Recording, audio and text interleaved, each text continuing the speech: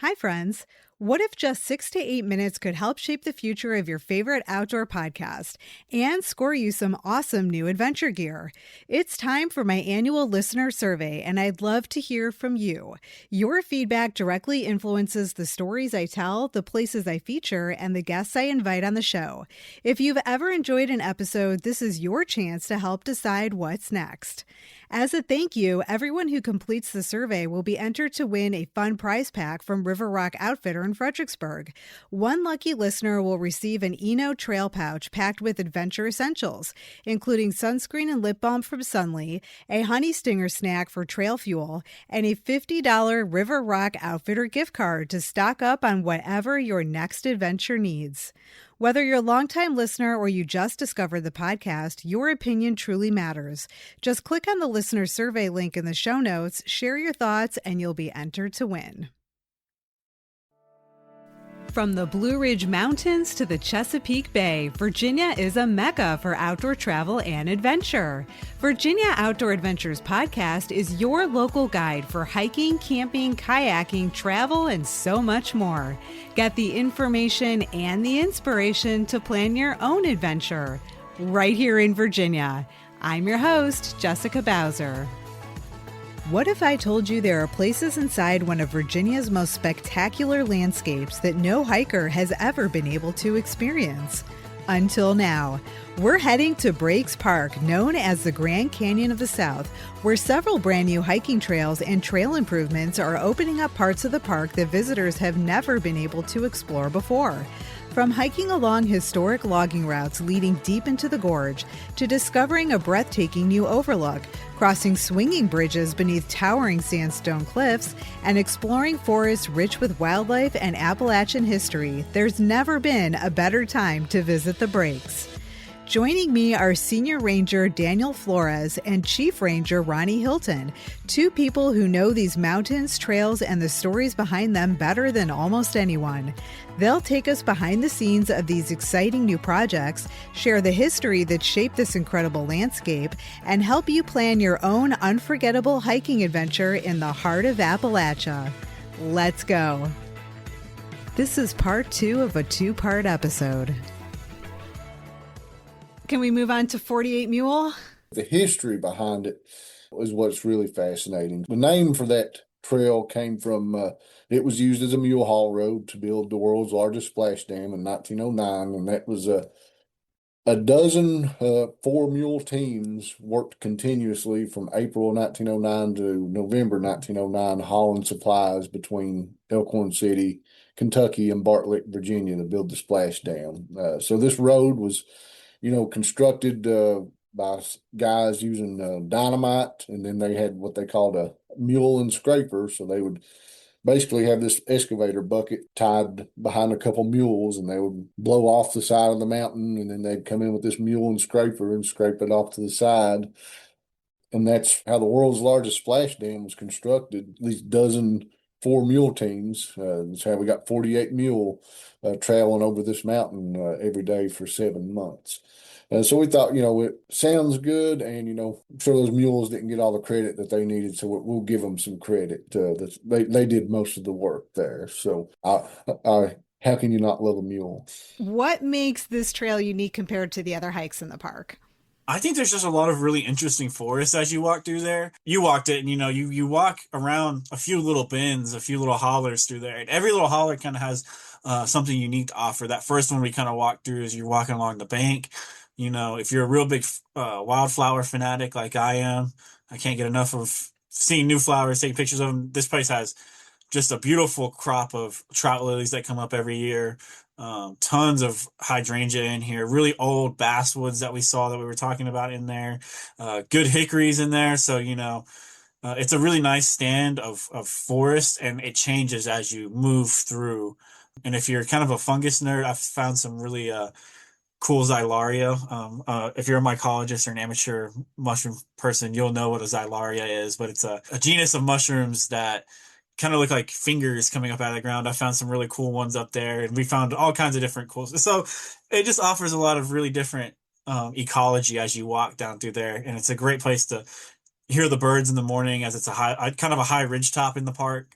It's a really attractive place for people like me who just want to get out and look at plants and listen to birds. For those people who subscribe to the idea that hiking is more than an overlook or a waterfall, this is the trail for you. Do you remember we found the empty box turtle shell just like sitting on the side of the trail? Yes. And I was like, oh, that's so cool. And you were like, yeah, leave it because an animal's going to make its home in there. And I'm like, wait, what? Like what? Yeah, you never know. Like, I don't know.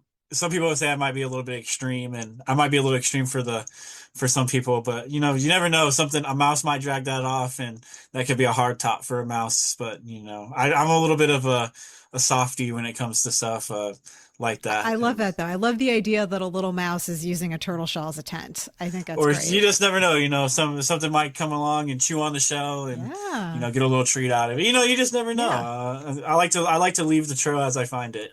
So I think that's what makes it great. And at the end of this trail, there is a ladder descent, which I was like, wait, what?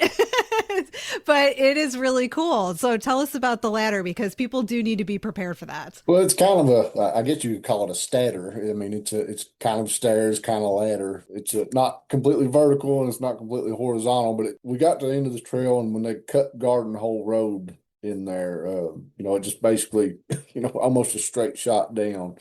There had been another trail built, but then you'd have to walk down to the bottom of the mountain and then walk back up to the Camp Branch overlook. So we were like, well, how do we mitigate this issue? So we came up with this idea of bolting a bunch of 4x4s together and rebarring it into the side of the mountain and then concrete in the bottom. And now you get a little adventure in your hike. So it's there's plenty to grab onto, and it's it's not real tall, but it adds a little adventure to the hike. It adds some uniqueness, and you took a very nice video of me climbing down that. So I'll post that on the social so people can see what it looks like.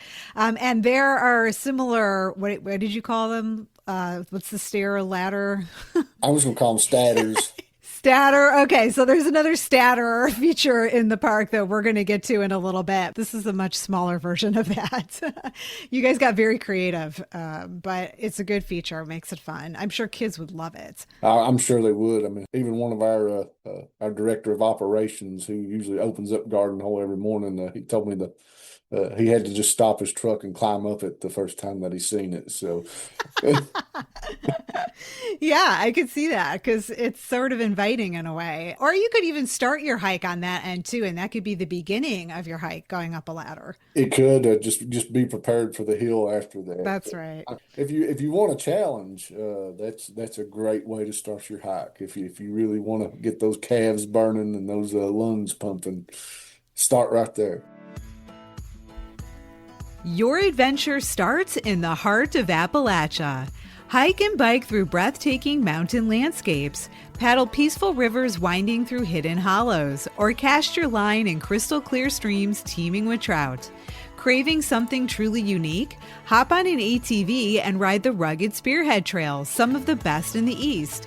Take a scenic drive through winding back roads, explore the Grand Canyon of the South at Breaks Park, or go on an elk tour and witness these majestic creatures roaming free. Whether you're looking for heart-pounding outdoor adventure or peaceful moments in nature, the Heart of Appalachia has got what you need. Dine, celebrate, shop, and rest well in the heart of all things fun, the Heart of Appalachia, Virginia's treasured Southwest. Begin your mountain escape by clicking on Heart of Appalachia in your show notes. We have one more trail to cover, and I would venture to say this is one of the more adventurous trails. This is the bottom of the Breaks Trail, and this one was a doozy. This one took us like half the day. So where do we even start with this one? It's been the park's signature hike for a long time, probably because of its difficulty level and the access to features in the park that most people don't get to see. But in your words, what makes it so special? If you do the whole circuit, you're going to start at the top of the canyon. You're going to go descend 1,000 feet down to the river. And then if you're feeling really froggy, you're going to go 1,000 feet back up. It's always the Grand Canyon of the South, or who's the deepest canyon in the East. And I always say, well, we may not be the deepest, but we are the steepest. And if you hike the bottom of the Breaks, I'm pretty sure you'll find that out. this is the breaks. And we always tell people, like, if you want to come out here and come to the breaks and you want to really experience what it means to be the breaks, go do Bob.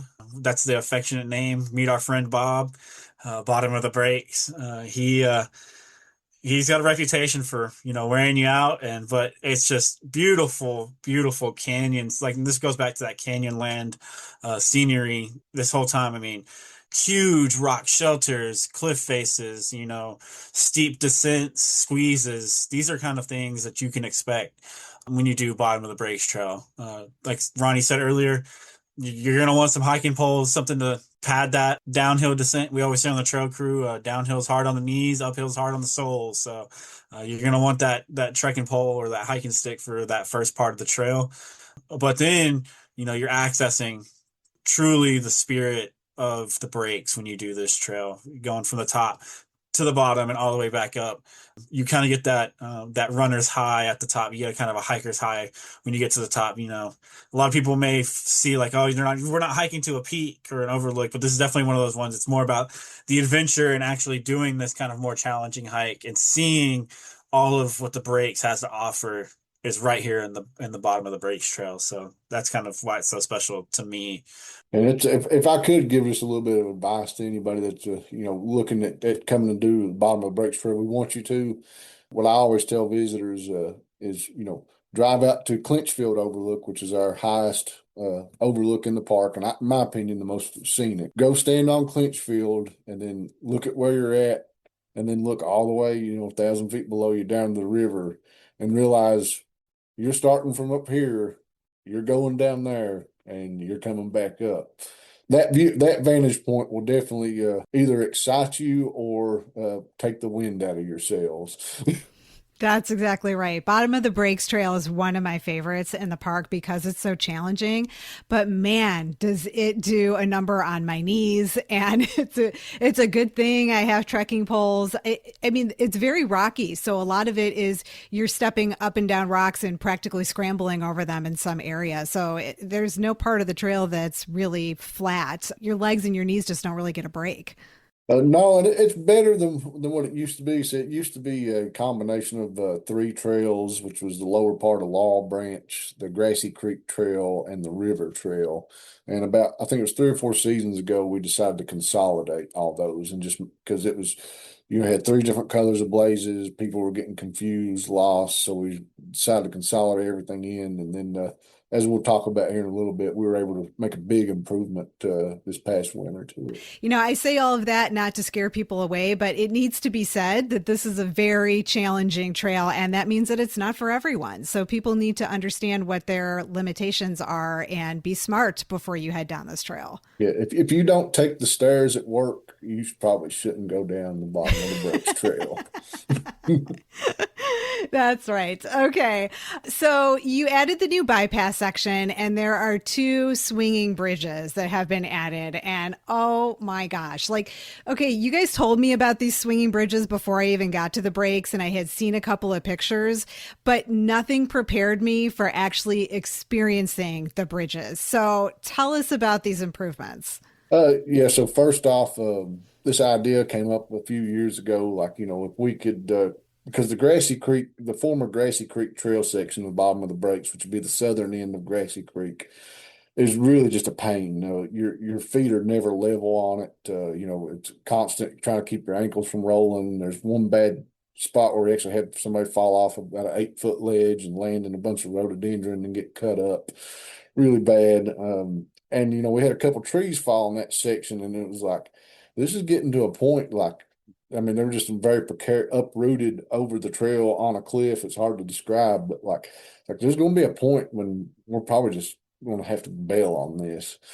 We're like, well, but if we could get bridges across the creek, there's an old narrow gauge rail bed from the yellow poplar days right across the creek, and this would give you a break between your ascent and descent on the bottom of the breaks trail, and it was just much more scenic. You've got some giant bluffs over there, huge sandstone, and then of course you're walking on an old rail bed.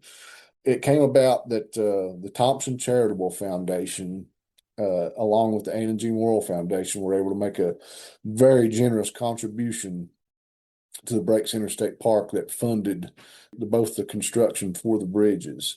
And, the way that the bridges were constructed, they kind of blend right in with the environment. They don't feel like they shouldn't not be there. It's not corrugated, not a steel structure. I mean, it's made out of the floorboards are made out of locust wood.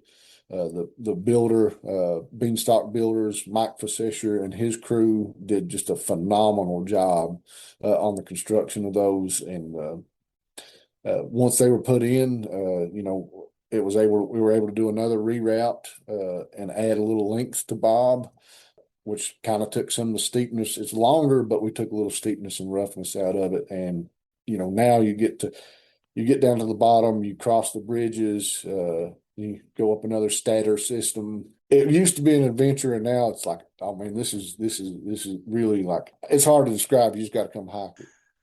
Hiking can be where the rewards are kind of, oh, we're going to go look at this stone archway. We're going to go look at this mountaintop. We're going to go look at, these kind of waterfalls, kind of similar things, and it kind of follows a trend. This is kind of a, if you know about them, that can be the thing you're trying to go see and kind of the reward. And it's kind of a unique experience in that way.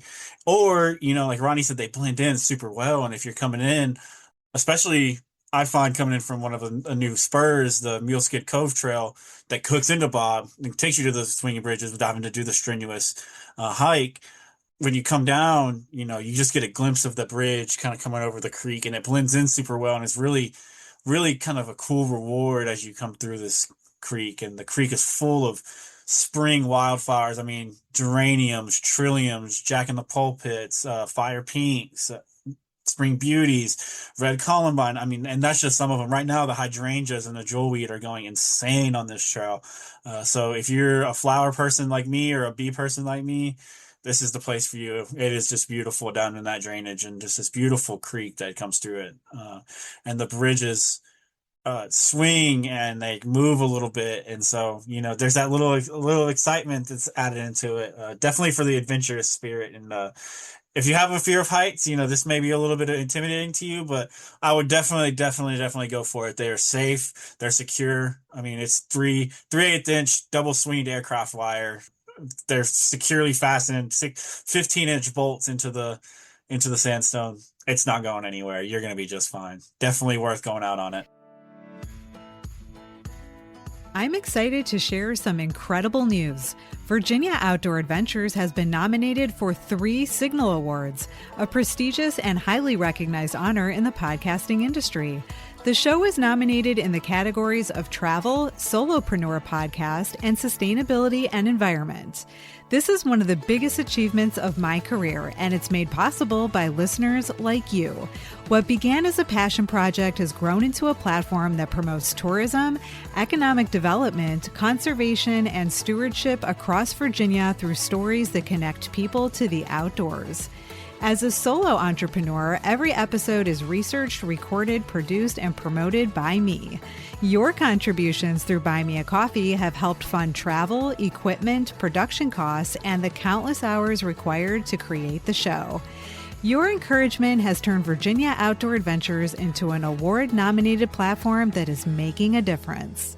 To celebrate this milestone and help fuel the next season of adventures, I hope you'll consider supporting the podcast through Buy Me a Coffee.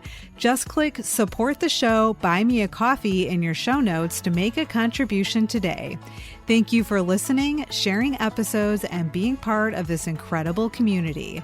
Your support helps make the next season of adventures possible. Tell me how high and how long the 2 bridges are. I don't remember the exact numbers. The smaller bridge, which is located further upstream on Grassy Creek, is about 100 feet long, and you probably get the highest point maybe 15. I would say right around that 15-foot range over the creek there. You might be a little bit higher in some spots, but not much in that. But the second bridge is kind of the one down at the mouth of Grassy Creek as it enters into the Russell Fork River. It's 155 feet long and probably the highest point probably 40 feet above the creek, which once you start crossing it, probably going to feel a little bit more than 40 feet. To see that thing get completed, and then, the first time I walked across it, it was just like, this needed to happen. This was, you couldn't have put this in a better spot in the park. What Ronnie said there at the end, like you couldn't put this in a perfect spot. I think you need to have the right person to have the eye for that. And I think a really funny story is that Ronnie drew on a crayon this design for this decking and this what he calls a statter system. It's a crib ladder system that takes you down this really, really steep kind of rock face there to take you down to the big bridge. And the bridges get all the attention and all like they're really breathtaking and kind of capturing. But there's a real nice feature and accent in that trail ladder, crib ladder or statter system, because there's a nice deck landing and then this kind of extra level. It's like, oh, here are these really cool bridges. I'm not used to bridges on my hike. And then followed up, it's like, oh, here's this really unique, interesting looking decking and ladder system to get up to the next section. So I definitely think it's definitely worth noting. When we approached that first bridge, the longer, taller one, I couldn't believe it. This is something that I would think of out west, or even like I've hiked in Europe and I've seen things like this out there. We've really got something special at the breaks with these new bridges. And I think it's going to attract a lot of adventure seekers who just want the experience of crossing a bridge like this. Yeah, we've definitely seen a lot of traffic down there in the last. We officially opened May 8th. Every time I'm down there, time I talk to somebody that's been down there, we've seen a group of 5, we've seen a group of 10. So it's definitely, and then, all our people at the front gate and at the visitor center, everybody's asking about how to get to these bridges. So people are definitely enjoying it. And, but that's what it's there for, and with the addition of that Mule Skid Cove Trail that offered an easier option for people that may not have the physical ability to do bob. We're still going to make you hike to it. Like you can't just drive right up to it. That'd be no fun. But we're going to make you hike, but at least on the Mule Skid Cove Trail, it's relatively flat for the breaks. You can still experience the same thing as people hiking bob. So, the bridge might be a highlight, but the entire experience is just really phenomenal. I mean, hiking the bottom of the Breaks Trail is both difficult, but so rewarding. And then you get to this bridge and you're just blown away, or at least I was. And I remember climbing up there for the first time and walking across, and I just couldn't believe it. I was like, this thing is so cool. And when you get across, then you're like underneath a rock overledge where you almost have to like duck your head so that you don't hit your head on the rock. And then you've got these stair ladder things that Ronnie designed and that you have to climb out on. And the whole thing is just amazing to me. I mean, when you take a step back and you look at how steep and rugged that terrain is, the idea that Ronnie had a vision to install this and that he drew it with a crayon and now it's reality is really just amazing to me. I will say Ronnie missed his calling as an artist because they did it picture perfect. I wish he had the drawing and maybe he could find an email to you, add it to the post because it came out perfect. It came out just like the drawing. I've also been told that we probably shouldn't let anybody in state parks know that I did that.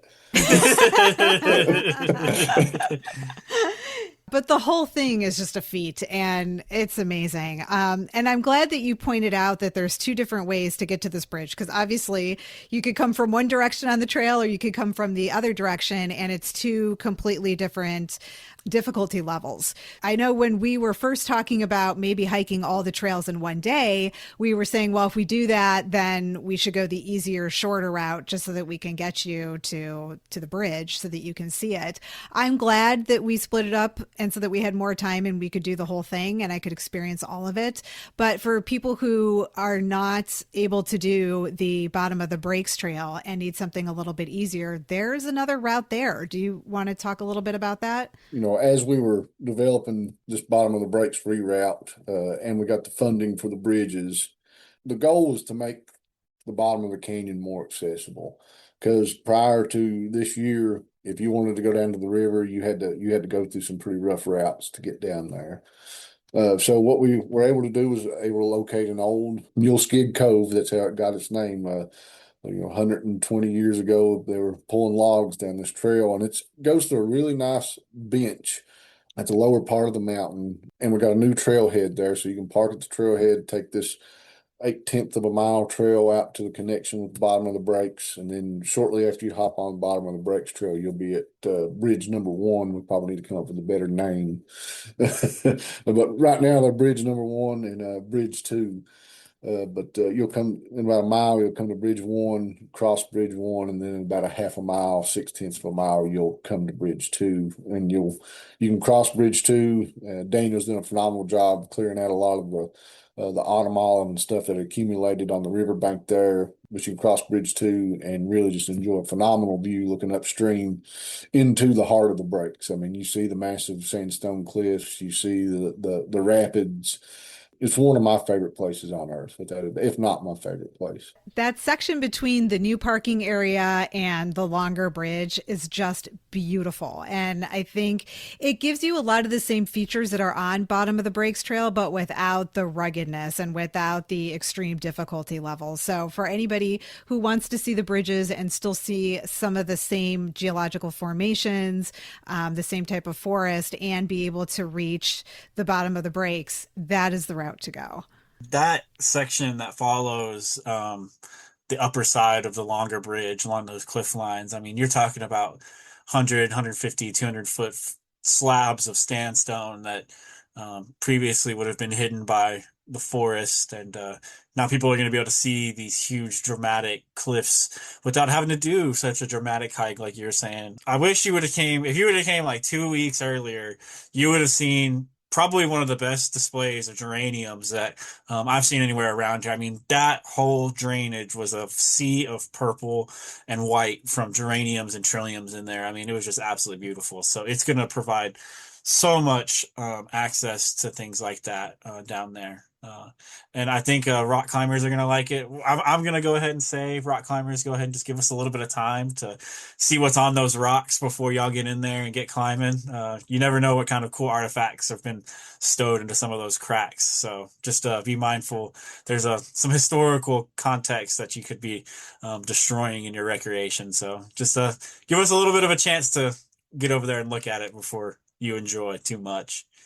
I was going to say, Mule Skid Cove is, although, comparing it to everything else, you don't have the first little bit, you don't have the geological features on it, but the forest is absolutely just amazing in there. We talked about some of them old poplars where every poplar in there is probably, 60 to 80 years old. I'm sure it's been cut over after a yellow poplar left, but it's really starting to come back to what it used to be.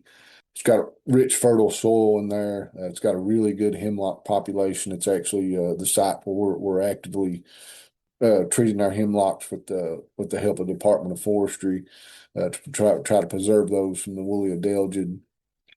And I mean, if you go through there in the springtime, you're going to see all kinds of wildflowers, May-apples, probably at least half a dozen different kinds of ferns. And then you get into the fall, and I mean that forest turns gold, and it's a beautiful time to be there. Fall is my absolute favorite in the breaks. The colors, oh my gosh. you can't even describe it. It's just breathtaking. I'm a pretty big fan of fall myself. And I think we should also mention that the new parking area is also outside of the main entrance to the park. Can you describe how to get to that parking area? Yes. So if you come to the park again, and you're going to have to leave the park, and you'll turn left onto Highway 80. So you'll be going Highway 80 west to Elkhorn City, Kentucky. Just keep on 80. It will bring you're basically going to drive on the outskirts of the property line of the park. You'll come down on 80 towards the Kentucky line. You'll bypass Gateway Motel and the Laurel Shop, and now I think there's a restaurant down there.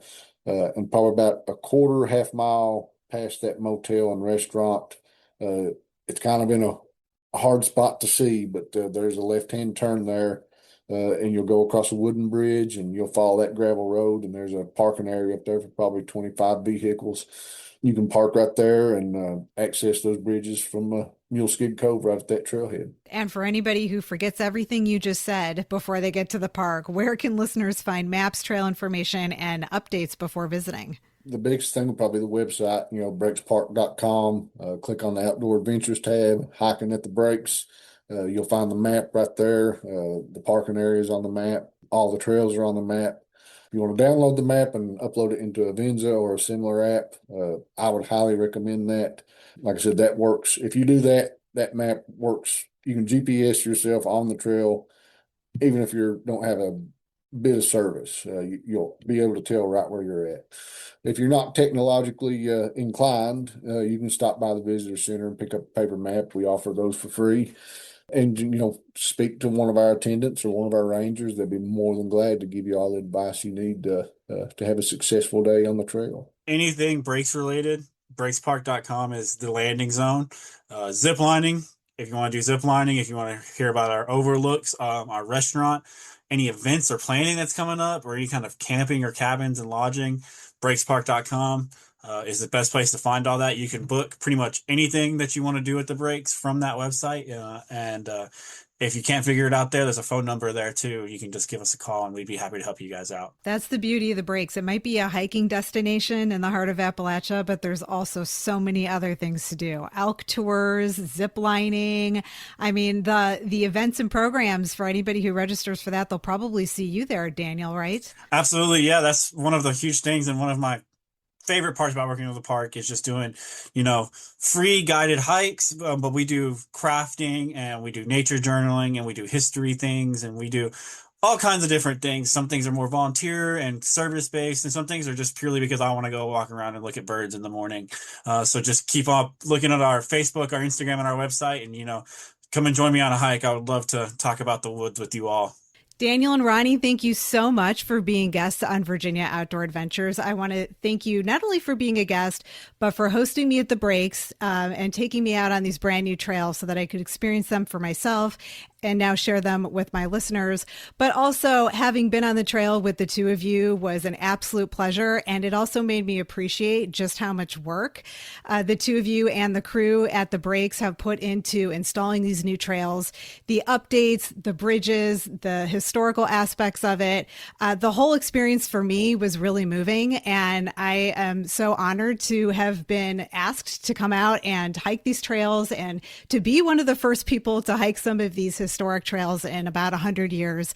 And it is just incredible to me, the amount of love and labor that you have put into creating these new trails for generations of people to enjoy. And so I want to thank you for that. None of this would have been possible without an awesome trail crew. We don't have a huge trail crew. I think we may have used one volunteer one or two times, but the guys I still have on my staff, Daniel, of course, Aiden Buchanan, Big Donnie Hayes, who does our big lifting for us. If there's a giant oak in the tree, we don't even cut it. We just let Donnie roll it out of the way. But we also have two guys that went on to greener pastures and are doing better since they left the park. Different careers.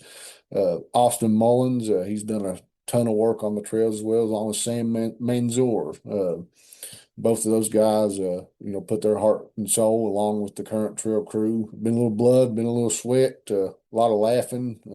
But I really can't thank those guys enough for coming out and for some reason following me around in all weather conditions and saying that we're gonna cut all this out and dig all this out, and it's just us. And they've stuck with me through every bit of it. So those guys deserve all the credit in the world. Yeah, just huge shout out to those guys. Shout out to Ronnie for being just a great boss and a shining model of what a ranger should look like, and a great role model for, people who want to come up and be a ranger and be a steward.